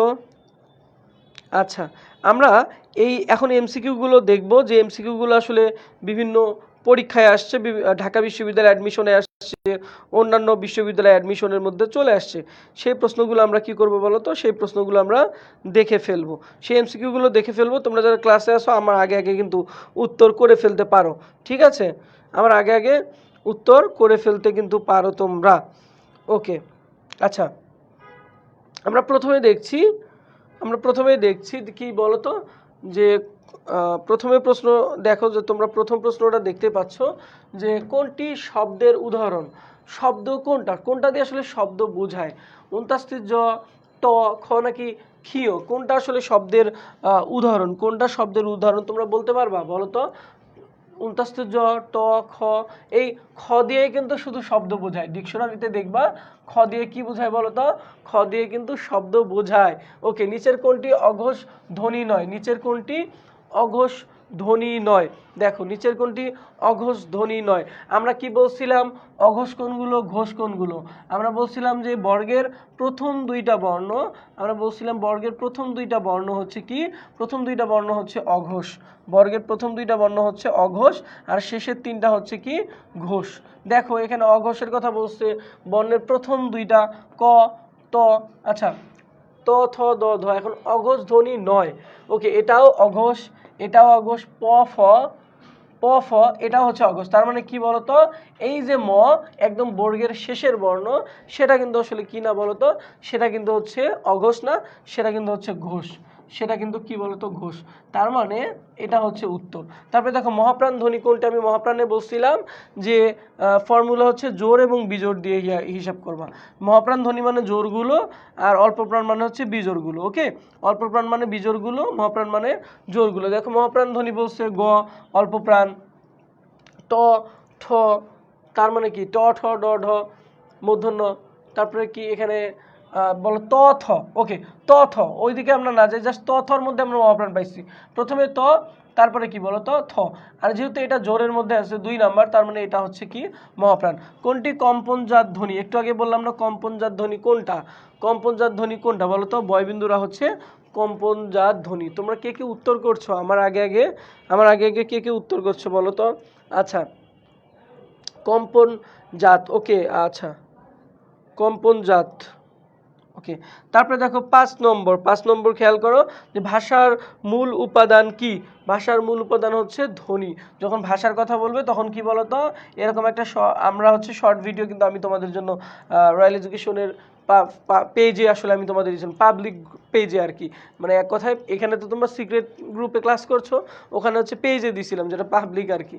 ওকে, ভাষার মূল উপাদান হচ্ছে কি, ভাষার মূল উপাদান হচ্ছে ধ্বনি। তারপরে খেয়াল করো কি হবে, যে কোনটি মৌলিক স্বর ধ্বনি, কোনটি মৌলিক স্বরধ্বনি, মৌলিক স্বরধ্বনি কোনটি বলতো, মৌলিক স্বরধ্বনি হচ্ছে রস্বই। নিচের কোনটি একাক্ষর শব্দ, নিচের কোনটি একাক্ষর শব্দ, এবং এক অক্ষর কোনটা 2 অক্ষর, এগুলো কিন্তু নির্ণয় করা খুব মজার টেকনিক দিয়ে করব, ঠিক আছে, এগুলো খুব মজার টেকনিক দিয়ে করা যায়। ওকে, আচ্ছা আমরা হচ্ছে 7 নম্বর প্রশ্নের উত্তরটা দেখছি, একটু তোমরা যারা পারো একটু বলবা কোনটি একাক্ষর। ওকে, কোনটি একাক্ষর, এটা হচ্ছে বন। ওকে, আমরা অক্ষর যখন আমরা নির্ণয় করব তখন আমরা কি করব, ভাওয়াল আর হচ্ছে কি, ভাওয়াল আর কনসোনেন্ট দিয়ে করব, ভাওয়াল আর কনসোনেন্ট দিয়ে করব। ওকে, যখন বন লিখবো আমি, বন লিখবো, বনের মধ্যে কি আছে বলো তো, বনের মধ্যে কয়টা আসলে ভাওয়াল আছে, বনের মধ্যে একটা ভাওয়াল আছে, একটা ভাওয়াল আছে মানে কি বলতো, এক অক্ষর। ওকে, একটা ভাওয়াল আছে মানে কি এক অক্ষর, এইভাবে আমরা পড়বো। ওকে, একটা ভাওয়াল আছে মানে কি এক অক্ষর, 2টা ভাওয়াল থাকলে সেটা হচ্ছে 2 অক্ষর। তবে এখানে একটা ভালো জিনিস আছে, সেটা কি বলতো, সেটা হচ্ছে যে আমি যখন একই দেখবো, ধরো বি ও বি ডাবল ও এন, এখানে 2টা ভাওয়াল, তখন বলবো যে ভাইয়া এখানে তো 2টা ভাওয়াল আছে, তাহলে কয়টা আসলে কয় অক্ষর হবে, তখনও এক অক্ষর, কারণ 2টা ভাওয়াল থাকলে আমরা নিব কয়টা বলো তো, আমরা 2টা একই ভাওয়াল থাকলে আমরা নিব হচ্ছে একটা। বুঝতে পারছো, এটা কিন্তু মনে রাখবা যে এক অক্ষর আমরা কিভাবে নির্ণয় করব, 2 অক্ষর আমরা কিভাবে নির্ণয় করব, 3 অক্ষর আমরা কিভাবে নির্ণয় করব। ওকে, ধ্বনি নির্দেশক চিহ্নকে কি বলে, ধ্বনি নির্দেশক চিহ্নকে আসলে বর্ণ বলে, এটা তোমরা জানো যে বাংলা বর্ণমালায় কয়টি পূর্ণমাত্রার বর্ণ আছে, পূর্ণমাত্রার বর্ণ আছে একটু আগে বললাম 32টা, এবং অর্ধমাত্রার বর্ণ আছে হচ্ছে 8টা, আর মাত্রাহীন হচ্ছে কয়টা, মাত্রাহীন হচ্ছে 10টা, মনে রাখবা।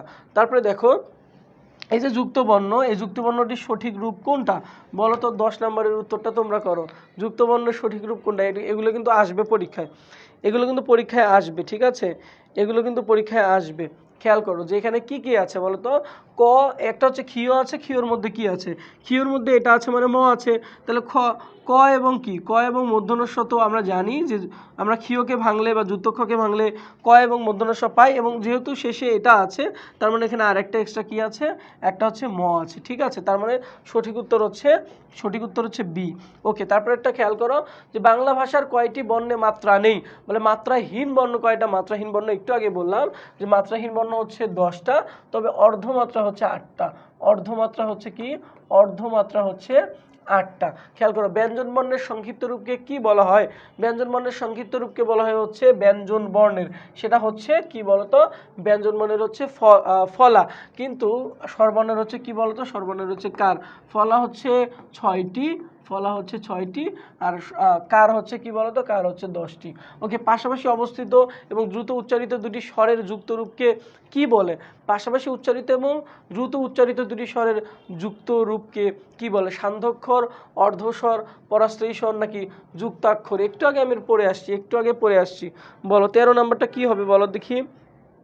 একটু আগে আমরা পড়ে আসছি কিন্তু আমরা পাশাপাশি উচ্চারিত এই ধরনের স্বর আমরা পড়ে আসছি একটু আগেই, সেটা হচ্ছে সান্ধ্যক্ষর। দেখো, বাংলা বর্ণমালায় মৌলিক স্বরধ্বনির সংখ্যা কয়টি? বাংলা বর্ণমালায় মৌলিক স্বরধ্বনির সংখ্যা কয়টি বলো তো? মৌলিক স্বরধ্বনির সংখ্যা কয়টি? মৌলিক স্বরধ্বনির সংখ্যা হচ্ছে 60টি। কয়টি বলো তো? 60টি। দেখো, বাংলা অভিধানে ক্ষীয় এর অবস্থান কোথায়? ক্ষীয়র অবস্থান কোথায় বলতো? যুদ্ধক্ষ কার পরে থাকে জানি আমরা? ক্ষয়ের পরে থাকে না, ক্ষয়ের পরে থাকে না, হয়ের পরে থাকে না, হয়ের পরে তো হত একবারে লাস্ট বর্ণ। দেখো, জয়ের পরে থাকে 29, জয়ের পরে না, তারপরে কি 29 জয়ের পরে তো থাকে 29 অ। তার মানে কি হবে বলতো? ক বর্ণের পরে কি হবে বলতো? ক বর্ণের পরে কিন্তু ক্ষীয়র অবস্থান। একটু আগে আমরা কোথায় দেখে আসছি? একটু আগেই কিন্তু আমরা এই অভিধানিক যে বর্ণানুক্রমটা বা অভিধানের বর্ণানুক্রমটা দেখে আমরা আসছি। ওকে, খেয়াল করো যে অভিধানিকভাবে সাজানো শব্দত্রয় কোনটা? অভিধানিকভাবে সাজানো শব্দত্রয় কোনটা? দেখো, অমেয়, অমৃত, আর হচ্ছে অম্বল, নরম, নারিকেল, নালা, চলতি, চর্চা, চাকু, 5, 25, 85 কি হবে বলো তো? এটার উত্তর আসলে কি হবে? এটার উত্তর কি হবে তোমরা বলো দেখি।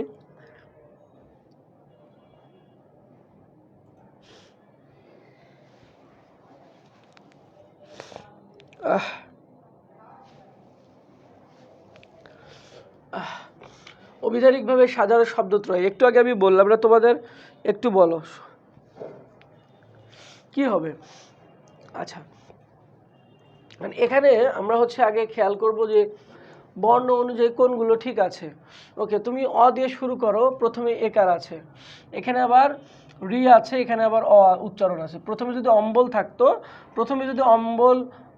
তারপর হচ্ছে অমৃত এবং অমেয় থাকতো, তাহলে কিন্তু আমাদের অ্যান্সারটা হইতো। ওকে, তাহলে ভুল। আমরা সি নাম্বারে যাই। দেখো যে চলতি, চর্চা, চাকু, দেখো আকার এখানে কিন্তু আছে, তার মানে কি এই চাকুটা আগে হওয়া লাগতো, আগে রস্বইকার চলে গেছে, তার মানে এটা ভুল।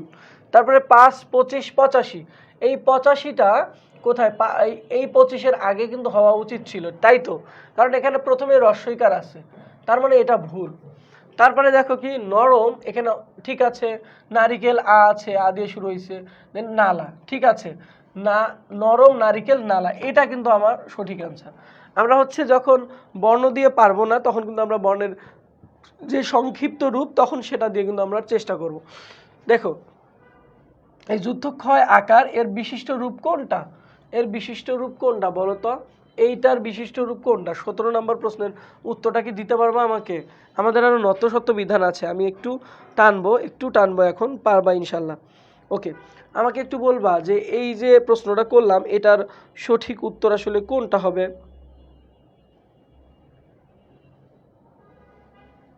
বলো। সঠিক উত্তর কি হবে বলো সবাই, কি হবে বলো তো? এখানে মূলত এটা তুলতে ভুল করা হয়েছে, এটার উত্তর হবে হচ্ছে হ যোগ ম। ওকে, খেয়াল করো যে ম এর উচ্চারণ স্থান কোথায়? নাকে, তালুতে, ঠোঁট, নাকের ছিদ্রে নাকি মানে ওষ্ঠ? প থেকে ম পর্যন্ত আমি বলছিলাম প, ফ, ব, ভ, ম, এগুলো হচ্ছে কোথা থেকে উচ্চারিত হয়? এগুলো হচ্ছে কোথা থেকে উচ্চারিত হয় বলো। কিন্তু ম এর ক্ষেত্রে আবার একটু ডিফারেন্ট বলছিলাম, কি বলো দেখি কি হবে উত্তর? বলো দেখি উত্তর কি হবে? ময়ের ক্ষেত্রে আমি বলছিলাম যে এটা হচ্ছে ঠোঁট ও নাকের ছিদ্র, ঠোঁট ও নাকের ছিদ্র, এই জন্য এটাকে বলা হচ্ছে নাসিক্য বর্ণ বা অনুনাসিক বর্ণ বা অনুনাসিক ধ্বনি। ওকে, দেখো বাংলা ভাষায় ব্যঞ্জন বর্ণ কয়টি? এগুলো তো আমাদের জানাই, এটা হচ্ছে 39টি। দেখো, কোন দুটি অঘোষ ধ্বনি? অঘোষ মানে কি? প্রথমে যে দুইটা থাকে চ এবং ছ, এবং বাকি দুইটা তো হবেই না, এগুলো তো হবেই না, তার মানে চ এবং ছ, প্রথমে দুইটা হচ্ছে অঘোষ, পরের তিনটা হচ্ছে ঘোষ। এই জিনিসটা মনে রাখবা যে বর্গের প্রথম দুইটা হচ্ছে কি, প্রথম দুইটা হচ্ছে অঘোষ, পরের তিনটা কিন্তু হচ্ছে ঘোষ। ওকে, তারপরে খেয়াল করো যে এখানে উত্তরমালাগুলো দেয়া ছিল, এখানে কি উত্তরমালাগুলো দেয়া ছিল। ওকে, খেয়াল করো যে বিভিন্ন প্রতিযোগিতামূলক পরীক্ষায় আসা প্রশ্ন যে বাংলা ভাষায় ব্যবহৃত মৌলিক স্বরধ্বনি কয়টি? 60টি। বর্গের কোন বর্ণসমূহের ধ্বনি মহাপ্রাণ? বর্গের দ্বিতীয় এবং চতুর্থ বর্ণ, দ্বিতীয় এবং চতুর্থ বর্ণ হচ্ছে কি মহাপ্রাণ। এগুলো আমরা একটু পড়ে নিব, আমরা একটু ইয়াতে চলে যাই, এগুলো একটু পড়ে নিব, আমি উত্তর সহ তোমাদের প্রোভাইড করব। ওকে, এগুলো বিভিন্ন বিশ্ববিদ্যালয়ে আসছিল, বিভিন্ন চাকরির পরীক্ষা বিসিএস এও চলে আসছিল। লেখা আছে কতগুলো গুরুত্বপূর্ণ যুক্তবর্ণ। কি কি যুক্তবর্ণ? এই যে ক, এগুলো তোমরা একটু দেখে নিলে পারবা যে কর মধ্যে ত আছে, কয় ত, তারপরে কি জর মধ্যে ইয়, জ ইয়, যেটাকে আমরা বিজ্ঞান লিখি, ঠিক আছে। তারপরে হচ্ছে ন এবং থ, সেটা কিভাবে হয়, মাঝে মাঝে এটা তুলে দেওয়া থাকবে, এটা তুলে দিয়ে বলবে যে হচ্ছে কি, তুলে দিয়ে বলবে যে এটাই যুক্তবর্ণ হচ্ছে সঠিক দেখাও, সঠিক দেখাও। তো এইভাবে প্রশ্ন কিন্তু চলে আসবে, এগুলো আমরা দেখে নিব একটু তোমাদের যখন লেকচার শিট তোমার হাতে যাবে। এখন আমরা একটু নত্যবিধান এবং সত্যবিধান নিয়ে পড়ি। দেখো যে নত্যবিধান আসলে কাকে বলে? নত্যবিধান মানে হচ্ছে তুমি যে ভাষাটা লিখছো তদ্ভব দেশি কিংবা বিদেশি শব্দে আসলে এই নত্যবিধান বা মূর্ধন্যয়ের কোনো ব্যবহার নাই। তুমি দেশি শব্দে যাও, তুমি হচ্ছে বিদেশি শব্দে যাও, তুমি তদ্ভব শব্দে যাও, সেগুলোতে কিন্তু আসলে কি নাই বলো তো, এই তৎসম শব্দের কিংবা যে তোমার মূর্ধন্য কিংবা হচ্ছে মূর্ধন্যস্ব, এগুলোর কিন্তু ব্যবহার কিন্তু নাই। তার মানে এই ব্যবহারটা আসলে কোথায়? এগুলো হচ্ছে শুধুমাত্র তৎসম বা সংস্কৃত শব্দের বানানেই শুধু এই দুইটা হচ্ছে ব্যবহার করা হয়, একটা হচ্ছে স, একটা হচ্ছে মূর্ধন্য। যেহেতু শুধু তৎসম শব্দের বানানে ব্যবহৃত, এই জন্য এই সংজ্ঞাতেই বলা হচ্ছে যে তৎসম শব্দের বানানে মূর্ধন্যের ব্যবহারকে বলা হচ্ছে নত্যবিধান, মানে তৎসম শব্দের বানানেই শুধু মূর্ধন্যটা বসে। ওকে, দেখো যে ব্যবহারের নিয়ম, বেশ কয়েকটা নিয়ম আছে যে টবর্গীয় ধ্বনির আগে তৎসম শব্দের সবসময় মূর্ধন্য হয়, যেমন টবর্গীয় ঘণ্টা, লণ্ঠন, কাণ্ড ইত্যাদি। যেমন রি র স, এই বলা হচ্ছে রি র স এর পরেও আসলে কি হয়? মূর্ধন্য হয়। রি র স এর পরেও আসলে কি হয়? মূর্ধন্য হয়। যেমন ঋণ, তৃণ, বর্ণ, তারপরে বর্ণনা, কারণ, মরণ, ব্যাকরণ, ভীষণ, ভাষণ, উষ্ণ, এগুলো হচ্ছে রি র স এর পরেই কি হয় বলতো? পরেরটা আসলে দন্তন্য না হয়ে মূর্ধন্য হয়। দেখো রি র স এর পরে যদি কি থাকে? স্বরধ্বনি থাকে। স্বরধ্বনি অন্তস্তীয় ব, হ, অনাসী, এগুলো এবং কবর্গীয়, তারপর হচ্ছে পবর্গীয় ধ্বনি থাকে, তার পরবর্তী দন্তন্য আসলে কি হয়? মূর্ধন্য। রি র স থাকবে, কিন্তু তারপরে কি থাকবে? হয়তো পবর্গীয় থাকতে পারে অথবা কবর্গীয় থাকতে পারে, ঠিক আছে। এগুলো যদি থাকে, অথবা অন্ত্যস্তীয় ব, হ, অথবা অনুস্বর থাকে, তাহলে কি হবে বলতো? তাহলে আসলে পরের যে দন্তন্য সেটা দন্তন্য হবে না, সেটা হবে মূর্ধন্য। যেমন কৃপণ, এখানে কয় রিকারের ক্রিয়া আছে, তারপরে হচ্ছে পবর্গীয় প আছে, তারপরে হচ্ছে মূর্ধন্য হয়ে গেছে, ঠিক আছে। এখানে তোমরা উদাহরণটা দেখতে পাচ্ছ, যেমন র আছে, র এর পরে যেহেতু রস্বই আছে, একটু আগে বলছিলাম যে র এর পরে যদি স্বরধ্বনি থাকে, অথবা কি থাকে? অন্ত্যস্তীয় ব অথবা হ। যেমন এরকম একটা প্রশ্ন দেখি যে হ থাকবে, এরকম একটা প্রশ্ন এখানে উত্তর একটা দেখো। ওকে, এখানে কয়েকটা মানে তোমার হচ্ছে কি দেওয়া আছে বলতো? এখানে কয়েকটা উদাহরণ দেওয়া আছে, তুমি কিন্তু দেখে নিবা। ওকে, তারপরে খেয়াল করো যে কি, যে এই যে কয়েকটা আমরা দেখলাম, মানে এগুলো হচ্ছে মূর্ধন্য ব্যবহারের মোটামুটি নিয়ম। এই নিয়মগুলোকে আপনার ভেঙে অনেক কয়টা নিয়ম বানানো যাবে, মোটামুটি কয়েকটা জানলেই হবে। এখন বলা হচ্ছে কতগুলো সবচেয়ে বেশি যেখান থেকে প্রশ্ন আসে যে কতগুলো শব্দে স্বভাবতই মূর্ধন্য হয়, মানে এগুলো হচ্ছে কোনো নিয়ম মানবে না, তুমি যেগুলো পড়ে আসছো কবর্গ চবর্গ, এগুলো একদম এরকমই মূর্ধন্য, জন্মগতভাবে এগুলোর মধ্যে মূর্ধন্য। তো সেগুলো কিন্তু আসবে স্বভাবত মূর্ধন্য বসে নিচের কোন শব্দটিতে, এইভাবে কিন্তু প্রশ্ন আসবে। যেমন চাণক্য, মাণিক্য, গণ, বাণিজ্য, নবন, লবণ, বেনুবিনা, কঙ্কন, কণিকা, কল্যাণ, শোভিতমণি, স্থানুগুণ, পুণ্যবেণী, ফণি, অনু, বিপণী, গণিকা, আপন, লাবণ্য, বাণী, নিপুণ, ভনিতা, পানি, গৌণ, কোণ, ভান, পণ, শান, চিক্কন, নিক্কন, তৃণ, কফনি, বণিক, গুণ, গণনা, পিনক, পুণ্যবান। এগুলো হচ্ছে কি বলতো? এই শব্দগুলোতে স্বভাবতই কি বসে বলতো? স্বভাবতই মূর্ধন্য বসে। এগুলো কিন্তু মুখস্থ করে নিতে হবে, যে চাণক্য, মাণিক্য, গণ, বাণিজ্য, লবণ, মন, বেনুবিনা, কঙ্কন, কণিকা, কল্যাণ, শোভিতমণি, স্থানুগুণ, পুণ্যবেণী, এগুলো কিন্তু তোমার হচ্ছে ছন্দ আকারে একদম সাজানোই আছে, তুমি জাস্ট কয়েকবার পড়লেই মুখস্থ হয়ে যাবে। এগুলো মুখস্থ করতে হবে, এই শব্দগুলো কিন্তু কি আসবে, ঠিক আছে। এই শব্দগুলো স্বভাবতই মূর্ধন্য হয়। আচ্ছা, তারপরে খেয়াল করো যে মূর্ধন্য মানে বা নত্যবিধানের ব্যতিক্রম, কিছু ব্যতিক্রমও আছে। যেমন সমাসবদ্ধ যে শব্দগুলো আছে সেগুলো তো আসলে নত্যবিধান আসলে কাজ করে না। যেমন কয়েকটা যদি শব্দ বলি, যেমন ত্রিনয়ন, দেখো এখানে কোনো কিছু কাজ করে নাই। সর্বনাম, দুর্নীতি, দুর্নাম, দুর্নিবার, পরনিন্দা, অগ্রনায়ক, এগুলো হচ্ছে সমাসবদ্ধ শব্দ। আর সমাসবদ্ধ শব্দে কি কাজ করে না বলতো? নত্যবিধান কাজ করে না, নত্যবিধানের অনুযায়ী মূর্ধন্য বসবে না। দেখো তবর্গীয় বর্ণের সঙ্গে যুক্ত দন্তন্য তবর্গীয়র সাথে যুক্ত দন্তন্য কখনো মূর্ধন্য হয় না, দন্তন্য হয় যেমন অন্ত, গ্রন্থ, ক্রন্দন, এগুলোকে তোমার হিসাবে মূর্ধন্য হওয়ার কথা ছিল, কিন্তু বলা হচ্ছে তবর্গীয়র সাথে কখনো কি হয় না? মূর্ধন্য হয় না। এটা হচ্ছে নত্যবিধানের ব্যতিক্রম। এই দুটো সমাসবদ্ধ শব্দ হয় না, এবং কি স্বভাবতই যেগুলো সেটা তো আলাদা জিনিস, এটা তো মুখস্থই করে নিতে হবে। এবং তবর্গীয় বর্ণের সাথে কখনো কি হয় না বলতো? দন্তন্য কখনো মূর্ধন্য হয় না। এখন আসি সত্যবিধান। সত্যবিধানও সেম, যে তৎসম বা সংস্কৃত শব্দের বানানে মূর্ধন্য সহের যে ব্যবহার সেটাকে বলা হচ্ছে সত্যবিধান। সত্যবিধানের বেশ কয়েকটা নিয়ম আছে। দেখো এগুলো কিন্তু বানানের আকারে বেশি আসবে পরীক্ষার মধ্যে, এগুলো কিন্তু বানানেরই নিয়ম। ওকে, তোমরা যখন ইন্টারমিডিয়েটে পড়ছো বানানের নিয়ম বা উচ্চারণ রীতি পড়ছো, তারপরে বানান পড়ছো, দেন বানানের মধ্যে কিন্তু নত্যবিধান সত্যবিধান কিন্তু তোমাকে পড়ে নিতে হয়েছে, কারণ এটা বানানের মধ্যে পড়ে। ওকে, স্বরীয় স্বরেয়া ভিন্ন অন্য স্বরধ্বনি কিংবা ক ও রয়ের পরে প্রত্যয়ের পরে কি হয় বলতো? দন্তস্ব মূর্ধন্য স হয়, মানে তখন আর দন্তস্ব হয় না, তখন মূর্ধন্য স হয়। যেমন ভবিষ্যৎ, ঠিক আছে, যেমন ভবিষ্যৎ। ওকে, এখানে বয়ের পরে রসের ব্যবধান, এই জন্য কি হবে বলতো? এই যে মুমুর্ষু, মুমুর্ষু, চক্ষুমান, চিকিৎসা ইত্যাদি, এই বানানগুলো কিন্তু পরীক্ষার মধ্যে আসবে। ইকারান্ত এবং উকারান্ত উপসর্গের পর কতগুলো ধাতুতে মূর্ধন্য স, যেমন অভিষেক, অভিষেক আছিল কি দন্তস্ব হয়ে গেছে মূর্ধন্য স। সুষুপ্ত, এখানে কি হবে? সুষুপ্ত ছিল হচ্ছে কি বলতো?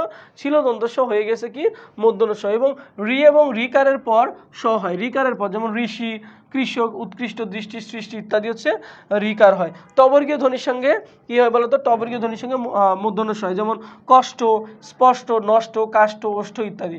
এগুলো কিন্তু মোটামুটি তোমরা পেরে যাবা। ওকে, দেখো কতগুলো শব্দে সম্ভবত মূর্ধন্য স হয়, মানে যেগুলোতে কোনো নিয়ম মানবে না, ওরা স্বাভাবিকভাবে মূর্ধন্য স নিয়েই আসলে হয়। এইগুলো থেকে কিন্তু প্রশ্ন আবার আসে, ঠিক আছে? এই জন্য আমরা একটু দেখে নিব। দেখো যে স্বর ঋতু, স্বর ঋতু, রোষ, কোষ, আষাঢ়, ভাষণ, ভাষা, উষা, পৌষ, কলুষ, পাষাণ, মানুষ, ঔষধ, ষড়যন্ত্র, ভূষণ, আর হচ্ছে কি বলতো? উষণ, ভূষণ, আর হচ্ছে দেশ। এই কয়েকটা যে শব্দ আমি আবার বলছি: স্বর ঋতু, রোষ, কোষ, আষাঢ়, ভাষণ, ভাষা, উষা, পৌষ, কুলুষ, পাষাণ, মানুষ, ঔষধ, ষড়যন্ত্র, ভূষণ, দেশ ইত্যাদি। এগুলো হচ্ছে কি বলতো? স্বভাবতই মূর্ধন্য স বসে। এখন বলা হচ্ছে সত্যবিধানের ব্যতিক্রম, মানে যেগুলোতে আসলে কোনো নিয়মেই খাটবে না, যেগুলো সবসময় আসলে কি একদম কি বসে না বলতো? মূর্ধন্য স বসে না, সবসময় হচ্ছে তোমার হচ্ছে দন্তস্ব। দেখো আরবি, ফার্সি এবং ইংরেজি, এক কথায় বিদেশি শব্দ যেগুলো আছে সেগুলোর সাথে মূর্ধন্য স বসে না, কিংবা তোমার দন্তস্ব কিন্তু বসবে না, ঠিক আছে? যেমন জিনিস, এখানে দন্তস্ব। পোশাক, এই যে স। তারপরে মাস্টার, এটা ইংরেজি শব্দ, এখানেও কি হয়েছে? দন্তস্ব। পোস্ট, এখানেও কি? দন্তস্ব। ওকে, যেমন সংস্কৃত সাত প্রত্যয় যুক্ত পদেও মূর্ধন্য স হয় না। সংস্কৃত যে সাত প্রত্যয় আছে, সেই সাত প্রত্যয়ের শেষেও কি হয় না বলতো? তোমার হচ্ছে মূর্ধন্য স কি হয় না? মূর্ধন্য স হয় না। যেমন অগ্নিস্বাত, ধূলিস্বাত, ভূমিস্বাত, এগুলো হচ্ছে কি সবসময় দন্তস্ব হয়। ওকে, আচ্ছা, এখন কয়েকটা প্রশ্ন আমরা দেখে নেই যেগুলো বিভিন্ন পরীক্ষায় আসছে, যে নিচের কোন শব্দে নত্যবিধি অনুসারে নয়ের ব্যবহার হয়েছে বিধি অনুসারে। ওকে, নিয়ম অনুসারে কোনটা হয়েছে? কল্যাণ, নিক্ষণ, বিপণী, এগুলো তো হচ্ছে কি? এগুলো তো হচ্ছে এগুলো তো নিয়মের ব্যতিক্রম, এগুলো তো নিয়মের ব্যতিক্রম, তার মানে কি প্রবণটা হবে উত্তর, ঠিক আছে? এভাবে নিত্য। তারপরে এখানে 2 নম্বর প্রশ্ন, নিত্য মূর্ধন্য স কোন শব্দে বর্তমান? নিত্য, যেটা সবসময় যেগুলো ব্যবহৃত হতো। নিত্য কোনটা বলতো? নিত্য কোনটা? নিত্য হচ্ছে আষাঢ়। ওকে, স্বভাবতই যেগুলোতে বসে সেটাই হচ্ছে নিত্য। নত্যবিধি সাধারণত কোন শব্দে প্রযোজ্য? দেশি শব্দে না, বলেছি বিদেশি শব্দে না, তদ্ভব শব্দে না। আমি প্রথমে বলছি যে এগুলো দেশি বিদেশি কিংবা তদ্ভব শব্দে এগুলো আসলে ব্যবহার হয় না, এটা একমাত্র সংস্কৃত এবং তৎসম, সংস্কৃত বা তৎসম শব্দে ব্যবহৃত হয়। কোন বানানটি শুদ্ধ? পাষাণ, পাষাণ, পাষাণ, পাষাণ। কোনটা পাষাণ শব্দ বলতো? পাষাণ শব্দে কোনটা বানান? এটা হচ্ছে সঠিক বানান, ঠিক আছে? তাহলে বানান থেকে মূলত আমাদের কি হয় বলতো? বেশিরভাগ এই নত্য সত্য বিধান থেকে প্রশ্ন আসে। ওকে, এখানে অনেকগুলো প্রশ্ন আছে, তোমরা একটু দেখে নিবা, এখানে উত্তর সহ আসলে তোমাদের দেয়া আছে। ওকে, আচ্ছা, আর তোমার প্রবচন আমি আবার দিয়েছিলাম এই ক্লাসে। আমি নেক্সট ক্লাসে যখন লেকচার 6 পড়াবো, আগামী পরশু দিন আমি যখন বাংলা লেকচার 6 পড়াবো, সেই 6-এর মধ্যে আমি এক কথায় প্রকাশ তোমাদের দিব, এবং প্রবাদ প্রবচন বাগধারা তোমরা পড়ে ফেলবা এবং অবশ্যই আজকের ক্লাসের উপরে তোমাদের পরীক্ষা হবে এবং ক্লাসটা যদিও একটু ছোট হয়ে গেল কিংবা হচ্ছে ক্লাসটাতে মনে হবে যে কিছু নাই, কিন্তু ক্লাসটাতে অনেক কিছু আছে এবং এখান থেকে মিনিমাম 2টা নম্বর তোমার কমন থাকবে, মিনিমাম 2 নম্বর কমন থাকবে। ঢাকা বিশ্ববিদ্যালয়ে মিনিমাম 2 নম্বর কমন তুমি আজকের ক্লাস থেকে পাবা। তো সুতরাং এই ক্লাসটা কিন্তু গুরুত্বপূর্ণ, ঠিক আছে? এখানে পয়েন্টগুলো বা তোমার হচ্ছে টপিকগুলো মনে হবে যে খুব ইজি, কিন্তু এখান থেকে প্রশ্ন আসে এবং 2টা নম্বর তুমি এখান থেকে পাবা, ঠিক আছে? তো আগামী পরশু পর্যন্ত সবাই ভালো থেকো। আগামী পরশু দিন ইনশাআল্লাহ বাংলা লেকচার 6 নিয়ে তোমাদের সামনে হাজির হব। সেই পর্যন্ত সবাই সুস্থ থাকো এবং আজকের ক্লাসের লেকচার শিট পেয়ে গেলে সবাই পড়ে ফেলবা। কোনো প্রশ্ন থাকলে গ্রুপে জিজ্ঞাসা করবা। সবাইকে আসসালামু আলাইকুম।